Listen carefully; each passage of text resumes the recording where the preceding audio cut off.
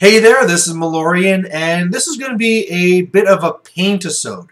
So the whole idea here is that before I did the Sambucasode, but between it being sad that I'm kind of drinking alone, and just to make it a little bit more family friendly, let's make it the Paintisode. We'll just take out the Sambuca off some plain water instead. Unless I guess you never really know. I had Sambuca out of the same cup. But really here, the whole idea is this is going to be around an hour. I'm actually going to try doing painting while I do this. We'll see how that works. I know it's kind of difficult because I want to look at you guys because you're so good looking. But I'll try doing something here. I'm going to be painting up a storm color. It's from War Machine, faction called Signar.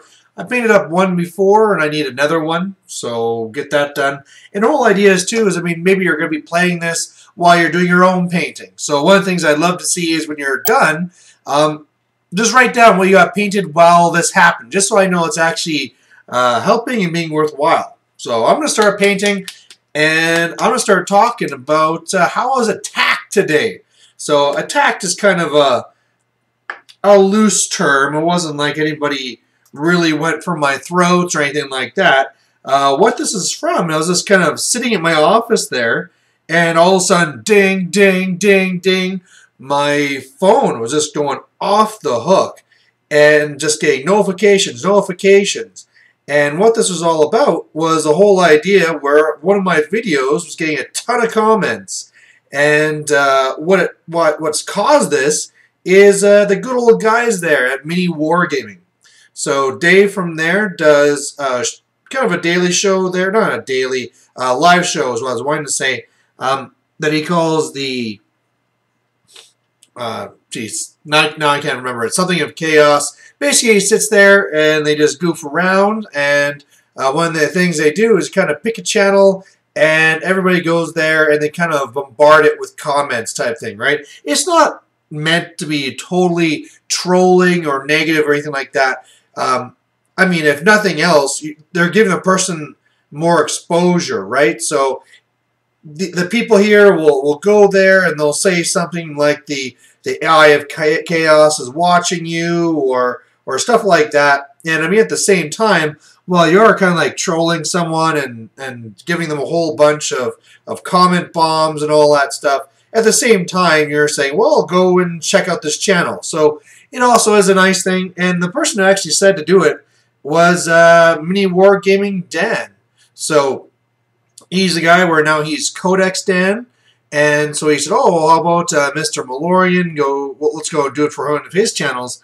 But as soon as I figured out what was going on, and I've seen his shows before, so I understood it was probably this, especially after I saw so many things about talking about chaos and blah, blah, blah. But they're doing their show there on Twitch. You can always go there and check it out still, too. But one of the things I wanted to see when I went there is just kind of to figure out what do they think about my channel, right? When this came up, it was like, oh, let's go, go troll this one crappy channel, or, oh, yeah, Mr. Malorian, let's go do whatever, right? But one of the things I was kind of surprised with is when Dan said, oh, how about Mr. Malorian? He does some videos, blah, blah, blah.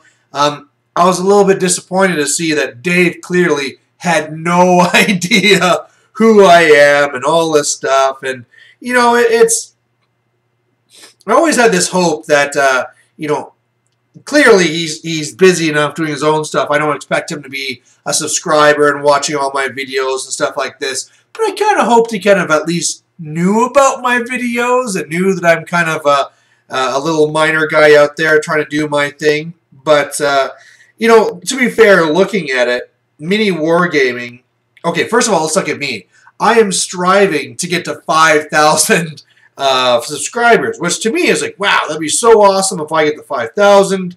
That's a big benchmark and all milestone, all these things. They're at 115,000 subscribers, so they are a little bit bigger than me, and so it's understandable that I really am a very small fish compared to them there. So really realistically looking at it, that's the reason. Looking at it too, I was starting to think as well the real differences between their videos and my videos, and really the outstanding part that you can really see what the difference is quality and comedy. Um, Quality for sure is a big one, right? I mean, this is their job. They have the programs to deal with this. They edit their videos, so it's not just the whole idea of, oh, I have an intro, I have this, I have that. You know, there's all the screen covers and all that stuff. So it's really well done. And as well, the difference too is that my videos, sorry, you probably notice that I fix my glasses all the time. It's because my bloody kids went and like wrecked them. So I always, whenever I look down, I have to basically fix them, which is very annoying for painting. But for myself, whereas I'm doing the picture battle reports, they do the video stuff. Sorry, a little bit of a sniffles here too. But, you know, so whereas I have a picture, I say, oh, this happened, this happened, this happened, they'll have a video camera and they'll go and show that, okay, this moves here, and it's a lot more entertaining to watch and be able to see and all those things. And so obviously the next question would be then, well, why don't I start doing that? And the real answer to that is that it is a lot of work, and not work that I can really go and dedicate to this. To kind of get a little bit of understanding for the difference is before I did this video, I did a battle report, and it took an hour and a half to do the whole thing over. Now, it's not just a question of production, it's also a question of when you're recording it. So when I do my videos, I'll go and I'll have to pull out the camera at the deployments and between turns and all that stuff and take the pictures. And sure, it adds time, but it doesn't add that much time. Let's say over an entire game, me pulling out that good old camera and taking pictures adds 5 minutes to a game.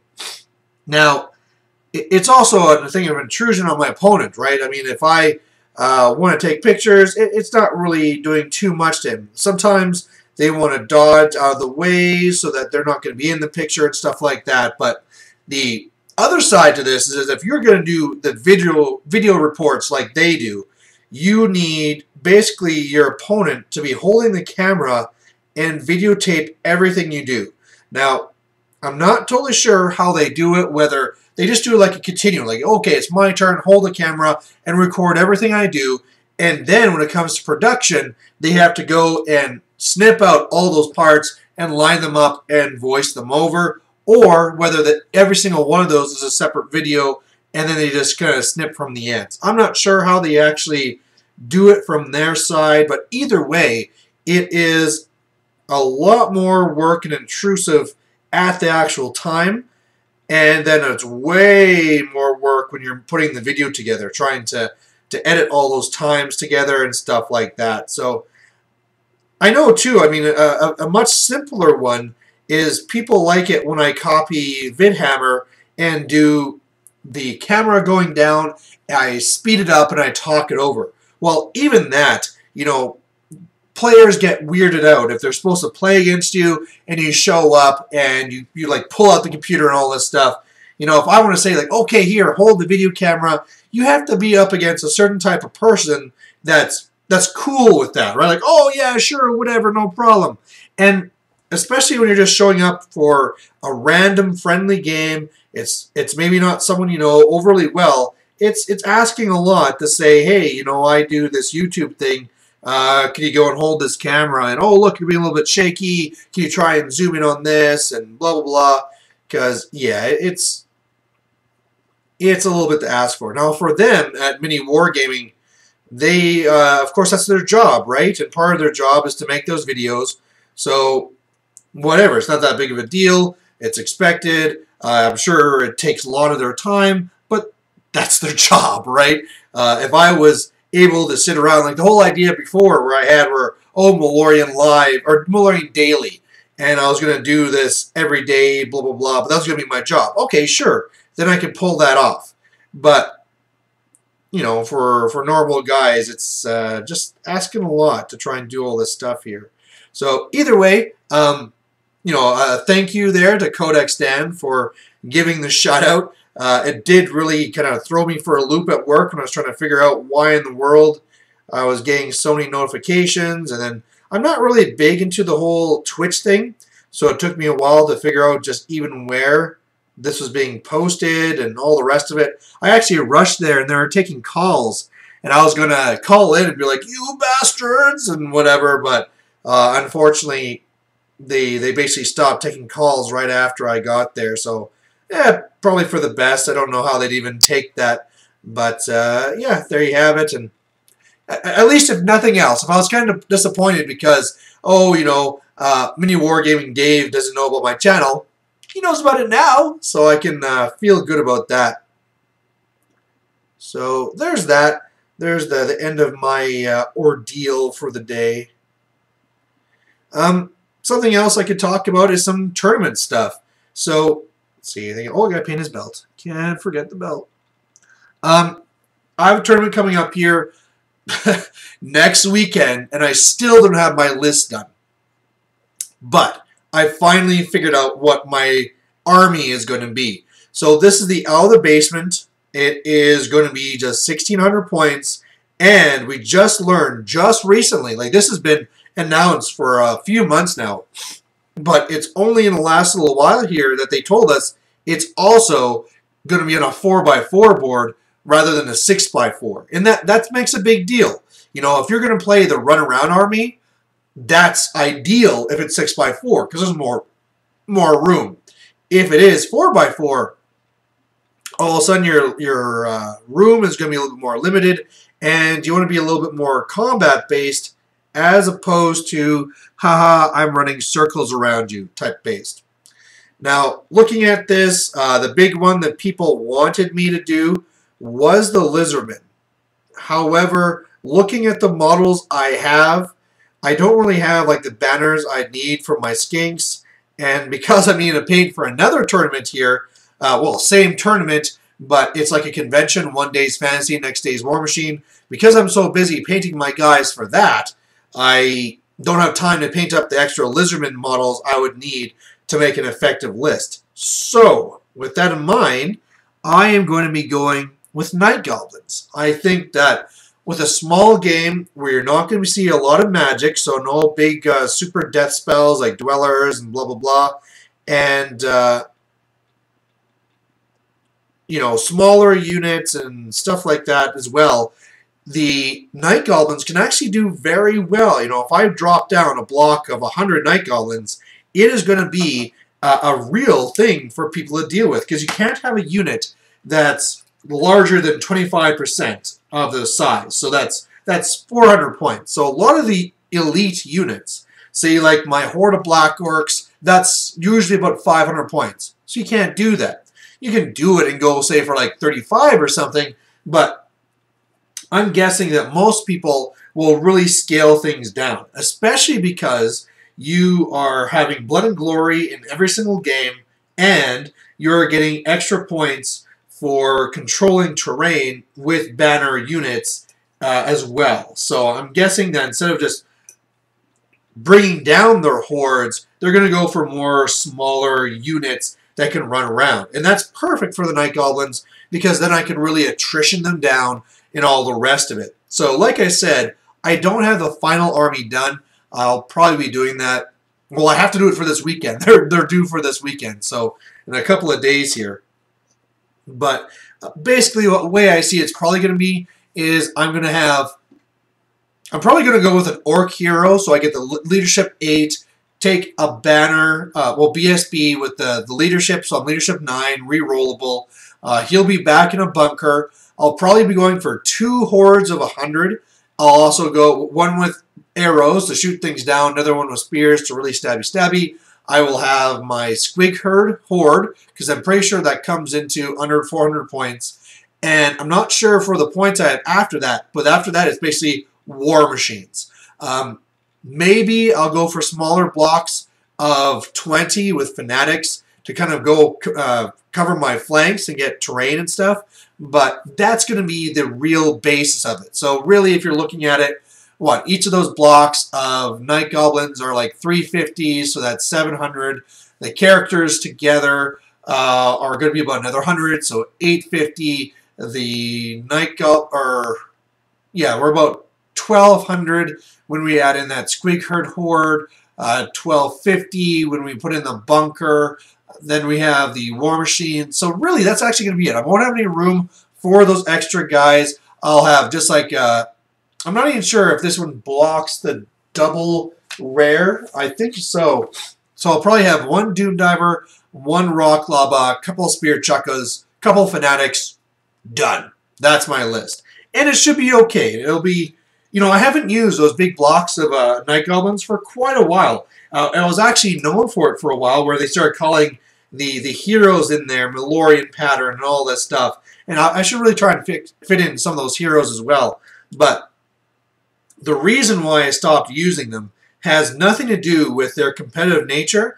It has everything to do with the fact that it is just a kick in the nuts every single game where I need to set up those 200 guys. Half of them die during the game. Set them back up. It's a lot of physical work. And apparently I'm physically lazy. I guess that's what it comes down to.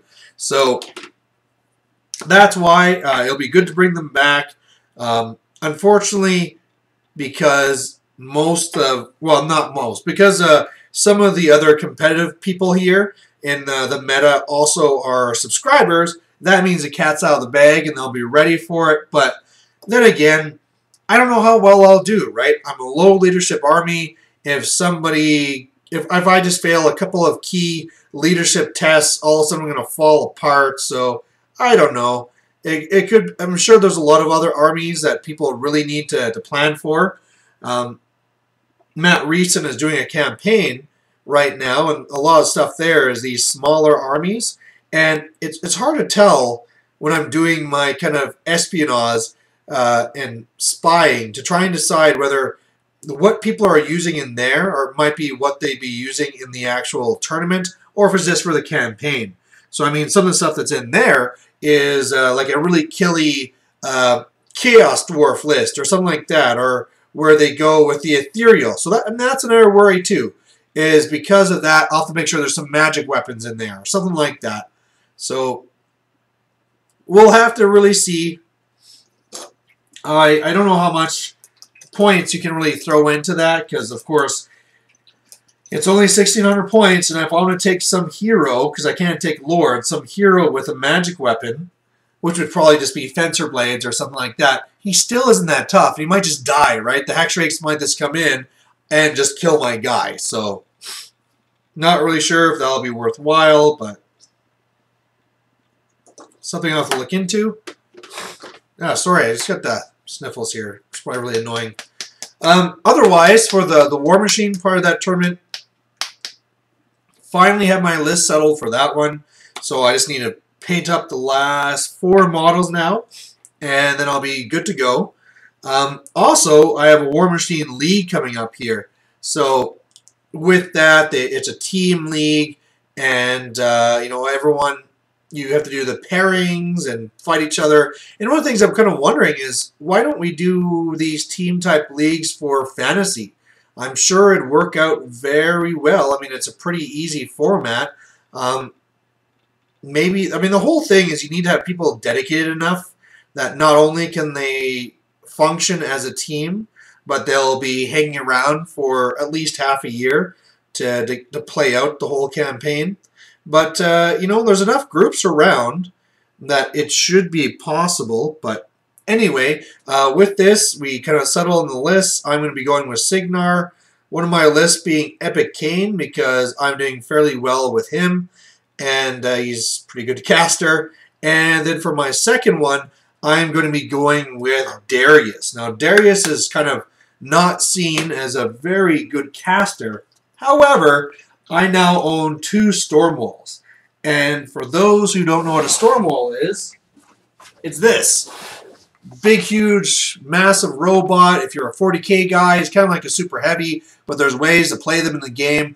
And while running 2 of these, it's really tough because they're hard to beat normally. I'll have both of them will be having their armor even higher, and then Darius's special power is I get to completely fix one. So they'll be in there slogging away, and then as soon as somebody starts actually damaging them, they're fixed. So we'll see how that goes. Should be lots of fun.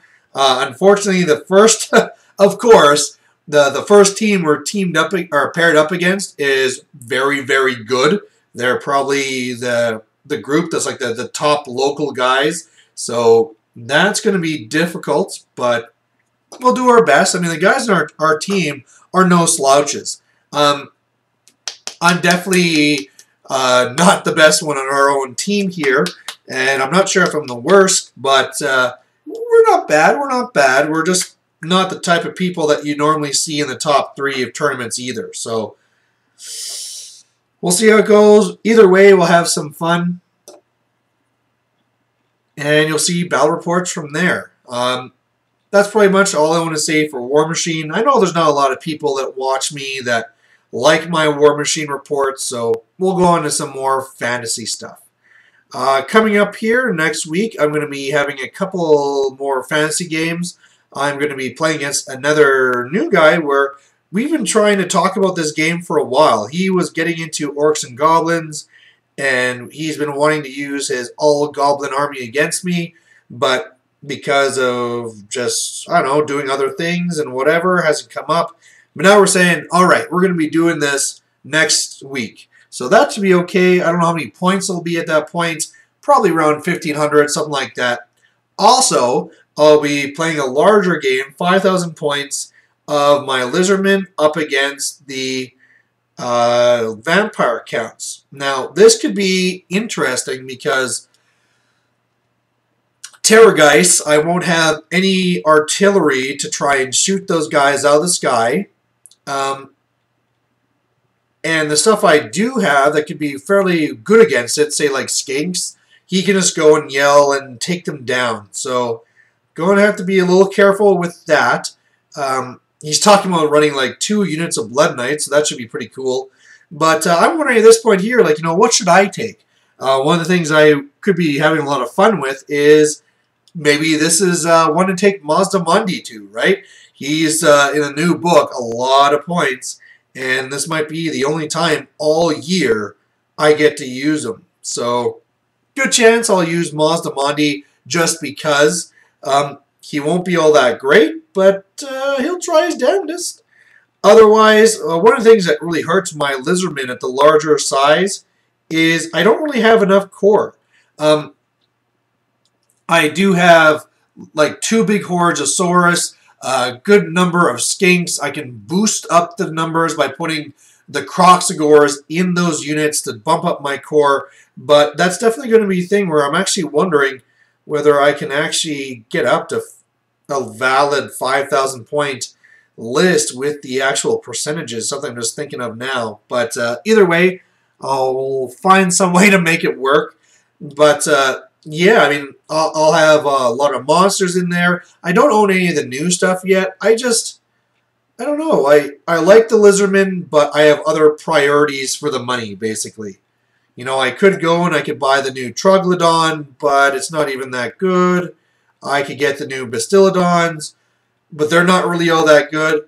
Ripterdactyls could be okay, especially at this level where it's such a high points that, why not, right? You might as well have these guys going around trying to assassinate something.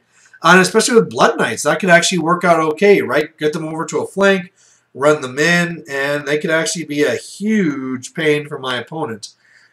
But, if I don't buy a box of them, I can't get a box of something else. And hobby's expensive. That's one of the tough things when you're running multiple armies like I do. It's tough. I mean, coming up here, the Dwarves will be coming out, and I'm really going to have to decide how much money I'm going to dedicate to getting new units. Because clearly there'll be a lot of new stuff. I don't know until I see the rules. Will it be the good stuff? Because the way it is lately, actually, you never really know, right? They come out with new Dragon Ogres. They're not all that great. Come out with the new Slaughter Beast. Not that great. So the old thing of like whatever's new, that's what's good. I don't know. we don't know what's going to happen there. Could be that my army is perfectly valid and playable competitively with the models I have. I mean, that's what happened to me. I built my list, my dwarves, when in 7th, and then when 8th comes, you kind of assume that you'd have to go and start dealing with new things. No, just leave my my stuff exactly the way it is. Sure, I have a block of shields when normally everyone agrees that great weapons are better, but hey, it's working out okay enough for me. It's not too bad.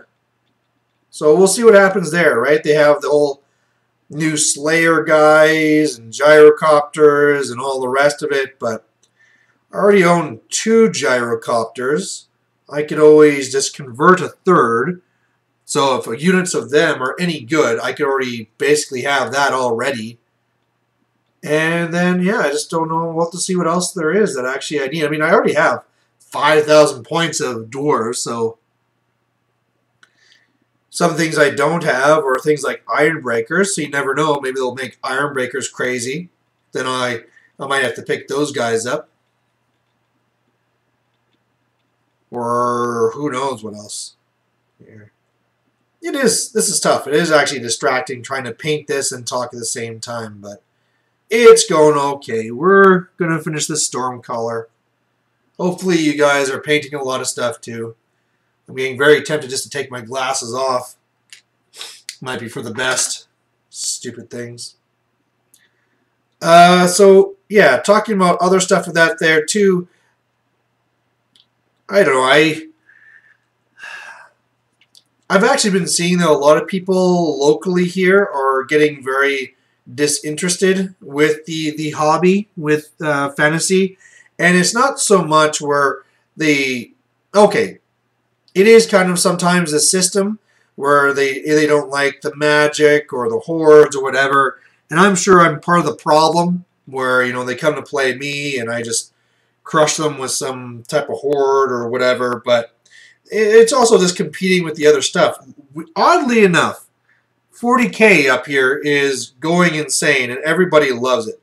So whereas in other areas, like down where my family is, it seems to be that around there people don't like what's going on with 40K and all the different things you can be adding in now, especially with the escalation rules. But up here, it's the opposite. People are loving it, and they're, when it comes between, am I going to play a fantasy game or am I going to be playing a 40K? They're doing that. Then again, one of the cool things they do up here is they play a really big, huge game every Easter, where it's like 100,000 points for every side. I would love to try and organize something like that for fantasy, but at the same time, even when I liked 40K, the reason why I didn't play that is it can take a lot of time. Like they do 3 full days of just playing that one game. It is kind of an attrition on your willpower for whether you can stay in and interested for that long, I'm sure. Especially when you're having that many points. You show up with a 5,000 point army and you just die turn 1 to, shrapnel basically. So, I don't know. I'm always trying to set up the larger games. Seems that people like watching them too. And, it's one of those things too, whereas with these larger games, because they are not the standard that you see as in 40K, where they have the apocalypse and those are a lot more common, people just love saying, oh, I can actually pull out all my stuff. And, the idea of a 5,000 point game is people want to jump on it. Not as many want to go for 10,000, but, oh, video's done saving. Sorry for the ding. Close, come back. But yeah. Well, just talking about some other channels and stuff like that, I saw that Johnny Crass is back. Had some bad things to say about some people's channels, but overall, I'm always good to see more people back in the community, and hopefully he'll be getting more battle reports out. Another one too that's been getting out some really great stuff is really. I mean, if you guys aren't subscribed to Luke Davis, you really need to. I mean, I talked about all the stuff that they do there at MiniWarGaming, where it's all the videos and how long it takes. And I mean, guys like Dan and Dave are so funny and entertaining to watch too. But it really feels like, if there's, the normal picture battle reports here and the MiniWarGaming ones here, Luke Davis is really close up there because his pictures are always very high quality. He does his best to make them funny and all the rest of it. So, it's really good. For a while there, it looked like he might be disappearing, so it's good to see him back. And he just did a big 5,000 point game there too, so I might have to try doing more to try and catch up there. It used to be that like mine was the channel. If you want to see big games, you got to watch Malorian. But it seems one of the things that really killed that is just my change and shift, because it's harder to plan those big games when I'm up here in Fort McMurray, whereas in Edmonton, I can dedicate more days to that. Basically, the change is now I have 2-day weekends back there at home as opposed to the 3 or 4 that I used to have. Man, my brush is dead. Storm color is coming along pretty well. What am I doing for time? I'm half done time-wise, and for this guy, it's getting pretty close to just the details. One of the things that makes me feel sometimes kind of bad about my painting is when I see people talking about the fancy stuff they're doing, like especially Once Bitten and all the the high caliber painting he does, and I just I just can't do that. It's just whatever. He's painted. I'm not gonna shade. Done is done. That's all I really care about. Yeah. I'm not at that point anymore. I used to be at the point where I felt that I didn't even want to paint my stuff. I do like my stuff painted now, so that's good. I just, like this guy here, I'm guessing he's going to take me an hour to paint for one guy. But if you talk to some other people, like that's nothing, right? They are spending like 4 hours on one model. Like I'm sure if you went and looked at Kieran Dunleavy, he's another guy, really, really high quality and high class painting there. And I'm very sure that whenever he paints a single model, that is like a weekend affair type thing, right? Whereas me, it's like, oh, one guy, we'll just pump that on an hour. Oh, what's this? I'm going to go and paint 10 night goblins? Yeah, that's also an hour. It's not the same quality. But it doesn't seem like most people really care about that on my channel either, right? I don't really see a lot of comments of, oh, your battle reports are okay, but your painting's crap. So, I don't know, maybe now I'll get a bunch of comments on this where you guys will say that just so I paint more, but yeah. I'm trying to at least do my battles where they're fully painted or close. So, I'm trying to do that for you guys. Oh, another video idea I'm trying to get your guys' opinion on is with the whole thing with War Machine. I had a few guys saying that they would like to do or see more videos just explaining how to play the game, because if I'm going to be posting these battle reports, you might as well know how they're done. So definitely something I could do. It is a very simple system. I almost wonder sometimes too if I should be doing the same thing for fantasy. I do my orc tactical team where I try and talk about deeper tactics, but should I be doing it where, this is just a general intro to the game? This is how you play fantasy for the new players. It's probably a waste. I'm sure anyone who comes to the channel pretty much knows how to play anyway, right? I don't think the first thing you do when you're learning a game is go on to YouTube and check out battle reports. You probably go into the stores and do demo games, but just always trying to figure out what type of stuff people want to see. Give you guys what you want. Yeah, I guess another thing I can be talking about this too is just the whole idea where also right now it seems that people are feeling a little bit more negative towards fantasy, and it seems to be more around the whole idea where it almost seems like fantasy is starting to follow in the footsteps of 40K, which makes sense because they're both Games Workshop, but whereas I hated 40K because they started bringing in allies, and you had to deal with Forge World, and then they had PDFs, and now you have escalation. You know, if you watched one of that recent videos of Anthony from the Sustainable Center, they were talking about there where it's almost like that here now, where you have to be looking at this book and you have to be looking at that book, and it's really something I wish they would stop doing. You know, it's one thing to come out with an expansion like Storm Magic and say, hey, this is something else you can do, or Blood and Badlands, and okay, this is another like book of scenarios. But the whole idea of having different companies like, oh, well, now you might want to get these rules here from Forge World, and oh, if you get this book here, you can use these monsters in a regular game and stuff like that. It really isn't good for the game, because let's put it this way. If you are in a group and you want to play for fun, well, if you want to do a game with these crazy monsters or scenarios, you'll just do it. It doesn't matter what Games Workshop tells you. If you're playing a game for fun, you'll do it.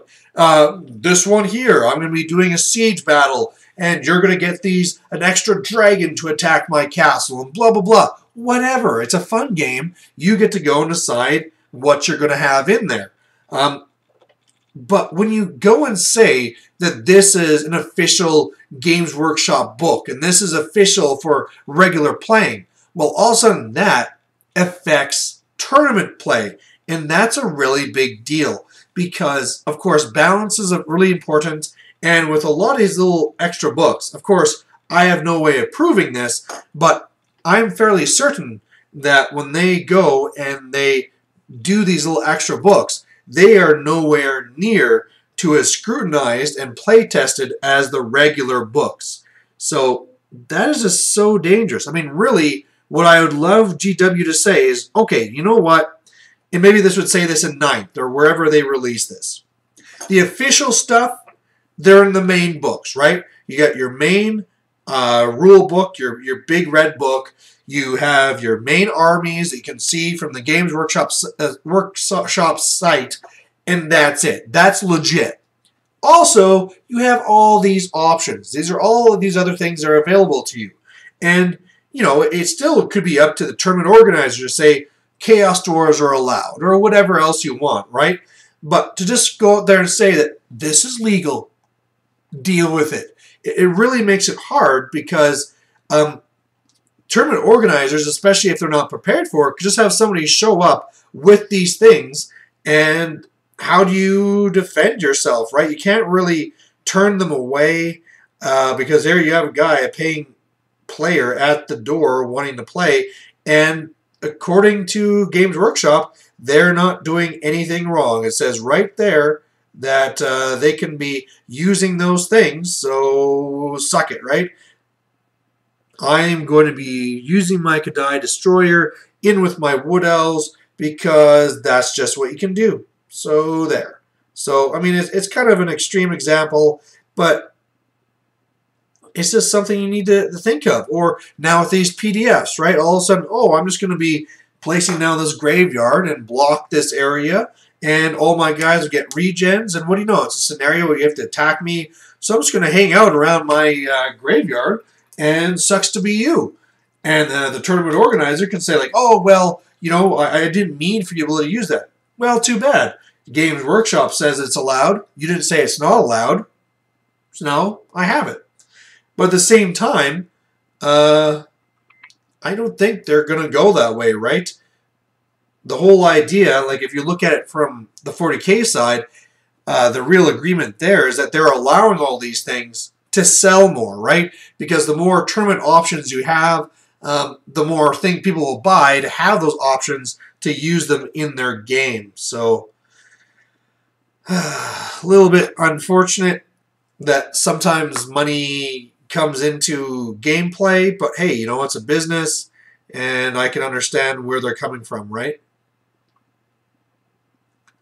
For me, the easiest comp I like saying in my tournaments is just, is it on the main GW site where it lists all the armies? Nope. Okay, then you can't use it. And unfortunately, that means that Chaos Dwarves are not there, and that pisses people off, but it does set at least a pretty easy hard line. And that's the thing too, right? If Games Workshop wants these things to be legal, sell the goddamn things, right? If I go to the GW store online, or even the brick and mortar, it should be very easy for me to buy all these things. But they almost do them as limited releases. They did the same thing on 40K, whereas just like they had the Tamakara book, they had these different supplements for Tau, and they'll have other ones planned here. And, you know, if they're going to do it like that, how is that going to be really fair? You know, you can really, let's give an example here. Let's say they come out with Orcs and Goblins, and there's the regular book, and people prepare for that. Then all of a sudden, there is a supplement to Orcs and Goblins. It's a limited release, so only the people that got their hands on it have it. But in there are different builds and different things where if you are not prepared for it, you can just stumble into it into a tournament game and get destroyed. And I don't think it's really fair to say, oh, sorry, you didn't buy this limited edition. You know, we have enough books for 10% of the players, will say. Oh, you weren't one of those lucky 10%? Guess sucks to be you, right? It's just not fair, is basically the way I'll put it. But I don't want to get too negative. I like thinking that I'm one of the more positive players. Definitely not how I've been talking for the last couple of minutes. So I better find something positive to talk about. As I carefully not paint over this guy's nose. Alright, looking good, looking good. I'd show you, but it's not going to focus on it. But yeah. Is there some other tips you guys have for like keeping these brushes lasting longer? And how long do your brushes actually last you? Seems to me that my bigger like general brushes will last about a year before they shed and die. And these ones, like my general use brush, 2 months maybe before they're dead. I think I clean them well all the time, but they just always seem to get gumped up and they shed and they bulk up, and I don't know. And it's not like I paint a lot either, right? I mean, I paint probably 200 points a month type thing, but that's not overly much. I wouldn't expect my brushes to be giving up on me that easily. I'm getting close to the end of this model. This is great. At least my paints have been lasting now. That was a real piss off for a while. Actually, it was a good tip I learned actually from the MiniWarGaming thing, where paint gets trapped at the back here, and that would happen to me. I guess maybe a little bit sloppy when I open them, but I guess what that does, it lets air in. And even though I thought it'd be kind of more jammed up, because I mean the reason it's not closed is there's paint back there, but I guess air gets in and dries out your paints. And ever since I've been watching for that, and if I ever see the paint on the outside, I peel it away. My paints have been lasting a lot longer now. So that is really nice.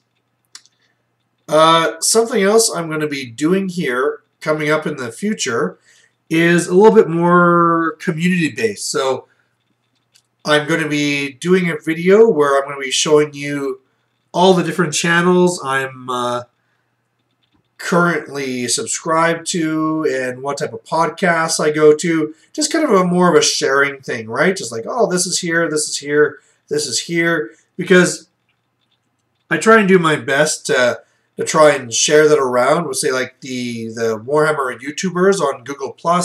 But I know not everybody goes on there. It's not everybody's cup of tea. Another one I want to do too, and I will be doing every single month, is at the end of my campaign here for every month, for the Around the World in 12 games, all the ones I get, I'll be doing a Google Hangout where it's not really so much so that I can hang out with people. It's more so that I can do screen share because I don't have anything set up for that to do it otherwise. And I'll go through and show you where the different reports for that month were actually to be found, whether they are video or written or whatever.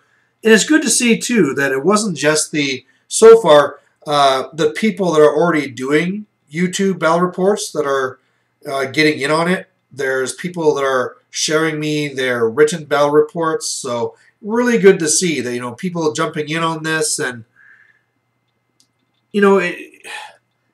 it always seems like there's the people like MiniWarGaming that everybody kind of follows and everybody knows, but then everybody has their own personal little channels that they follow.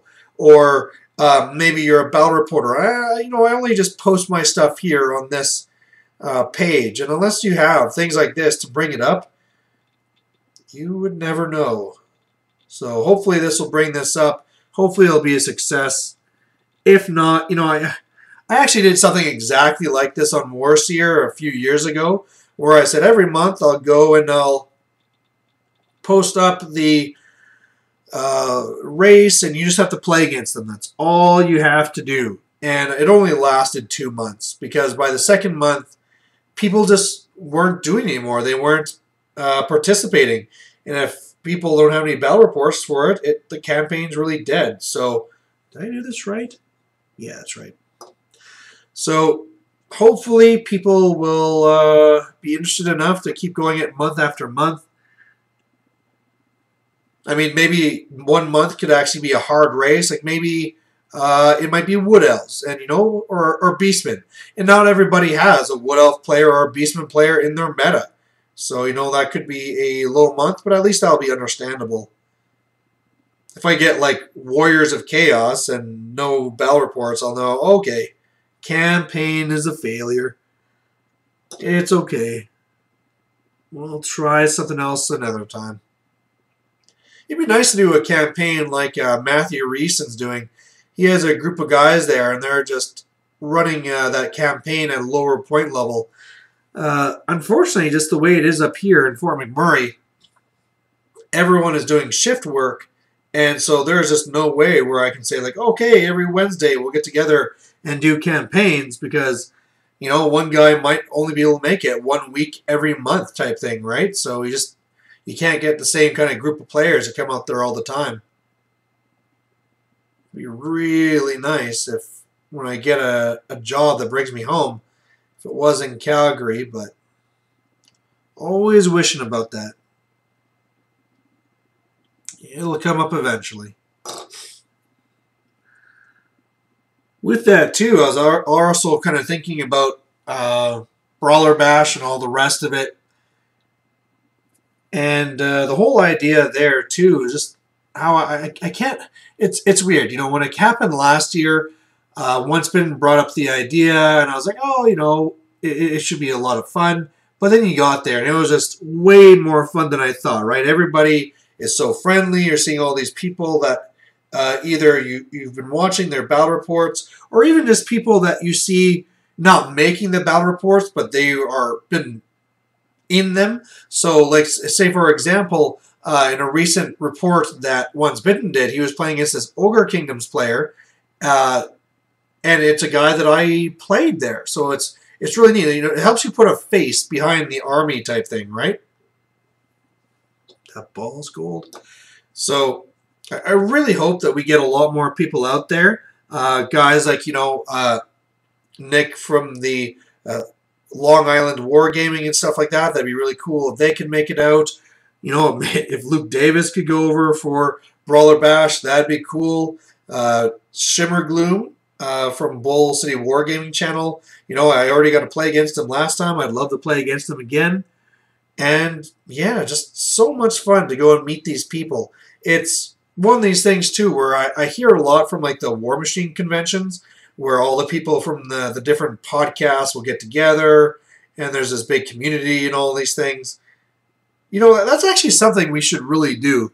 When we were there, me and Once Bitten did our fair share of videos But, you know, we should have got ones more going with everybody, right? Like all the different YouTubers and stuff like that getting together and just like talking about how things are going and just like bullshitting about other stuff. That's what we should really do. At the same time, I've said this before and I'll say it again. You know, a lot of this is all just based off of the generosity of Once Bitten.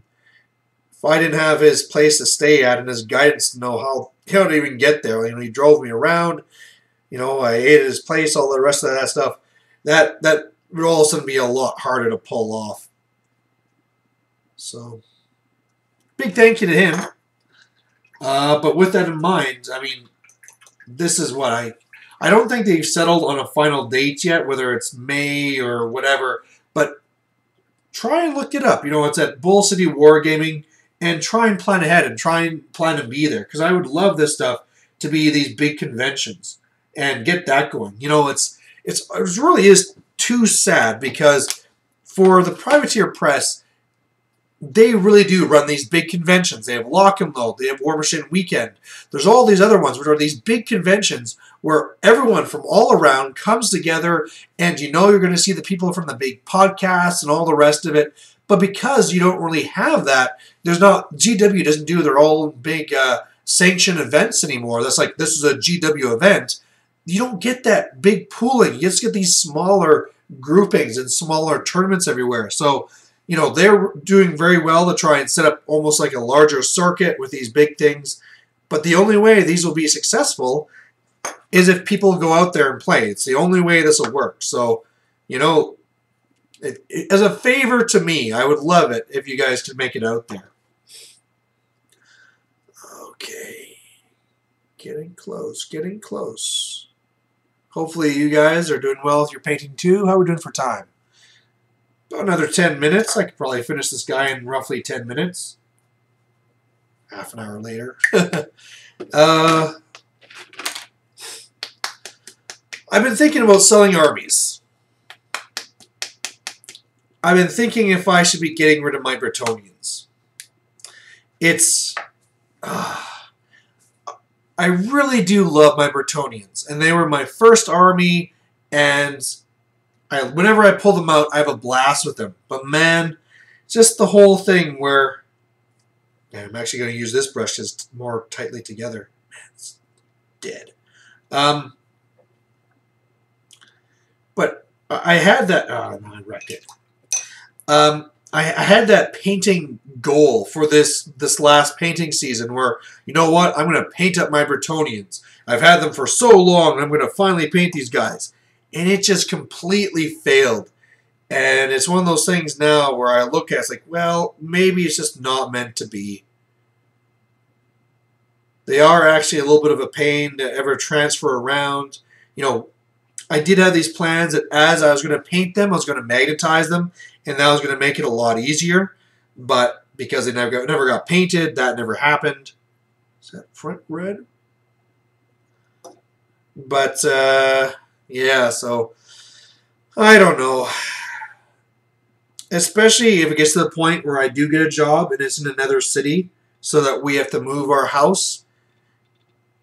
It'll really be something where I have to wonder whether I should be selling an army like that rather than moving it. So, I know, it'd be really a kick in the nuts. And I've almost thought that, you know, maybe something I should do with it is instead of selling it and getting $100 or whatever, a little bit I get for selling 3,000 points, just giving it away, right? Like, you know, let's say next time I go over to, like for this Brawler Bash thing, right? Just say, you know what? Once Bitten, you're awesome. Here's 3,000 points a night. Actually, I've already done that where whenever I had my men-at-arms and I refused to play any peasants, I just sent it to him, right? What's your address? Here's some more dudes. Have at her. You know, so that's maybe what I should be doing with these guys too, that at least, you know, keep it in the community, give it to someone who obviously will be able to paint them right and use them, but at the same time, I'm sure I'm going to have a lot of comments of, no, don't do it. Keep the Bretonnians. And I'm sure when it comes down to it, I'll be like, I do love them a whole bunch. just wish they weren't so damn hard to paint. Another option I was also thinking of is trying to find some guy that might want to trade Bretonnian Knights for Empire Knights, because Empire Knights, the current ones, are so easy to paint. They are just, you know, the armor is like a big solid thing for armor. So it's a silver. There's all the horse, silver all over the dude. Do the legs, do the mouth, done. Right? It's so easy to paint those knights. Whereas when you're dealing with the Bretonnians, you got to get around the barding, and you got like little chainmail that's coming out here, and there's all the little heraldry you got to paint over the place, and it's metal and cloth and metal and trinkets and all. So much harder. You know, another thing I could do too is do like just a theme doing something else as well, right? Right now, I believe Anthony is working on his one where it's basically wrong color. Vampire, Knights, Warriors of Chaos, kind of mixing in those themes. You know, I could do the same thing there too. You know, maybe putting orcs on top or something. But then again, then the orcs will be 100 times harder to paint than the actual horses. So that could just be annoying anyway. What else is silver? Am I actually almost done? Whatever details have I missed? It's always that last look. Because you think you're done, and then you realize, oh, there's a stupid little trinket here I forgot to paint. I believe I just have to do a little bit more gold and I'm done. Which would mean I'm going to actually get done on time. Can you believe it? Guessing an hour, and it was an hour. I also have to wash and base and all the rest of it. But yeah, so I mean, let me know what you think of these Paintisodes. Normally in the future, I'm going to try and have a few more deeper topics to talk about. This one here was kind of more just on the fly because of the whole MiniWarGaming thing where they went and, you know, were bombarding me with comments, and I just want to, you know, make sure I say something about that. I got to get another game against Codex Dan as well. Had that one game there, the Orcs versus Orcs at the tournament. That was a lot of fun. Not sure if he's going to any of these next tournaments coming up here. If you're Codex Dan and you're listening to this, check out some of the local tournaments, you know, and then let me know if you're going to them, and then I can arrange a grudge match or something like that. So we get another game in. But either way, I have to draw on the lines on this guy and do the wash.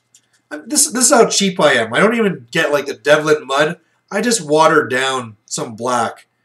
I've had this so long. It's in the old style, so you know it's older. And they used to have these empty ones. You'd actually go and buy empty containers of paint, so you could go and mix in your own little colors and shades. And I just use this where it's just fill it with water, take 3 big globs of black, mix, mix, mix. There's my wash, done. And the problem is that I know the Devlin mud is so much better, but then it would make all my stuff look different, so I can't go with it. Got to stick with this stuff here. Just globbing it on. Everything looks like it's dirty, like they went rolling around in the dirt, and then decided that they should fight over it or something. I don't know. But yeah. Also, sorry that I haven't been getting into the Malorian lives. I really wanted those to take off. Like I was saying last time even, that's how bad this is going. I was talking how I was trying to do it with Long Island Wargaming, but just breakdowns of communication, Google Plus being a jerk and not giving me notifications when I get emails. So I got wrecked the first time, and then we tried rescheduling, and it kind of just fell apart. Communications just broke down. But really was wanting to get more of these done. But just so you know, for whatever reason, the start of the year is a really crazy time for my family where there's like a birthday every weekend or something. So it really gets pretty ridiculous. So I'll try and get these going. I had a Wood Elf fellow that last time wanted to try and talk about Wood Elves in a Malorian live. Guess I could talk with him, see what that's all about. Have to go back and figure out his name and all that stuff. But either way, I am done. I have painted him. I will take a picture after, because if I hold him up, like here's the old one, you won't really get to see it. So I will take a picture, and I'll come right up after this. And either way, I hope you guys painted something during this, and it wasn't a total waste. I can already hear my voice is starting to go again. So maybe I actually needed the Sambuca to loosen it up. But there you go. If you liked it, let me know. If you don't like it, let me know that too. And we'll talk to you later. Bye.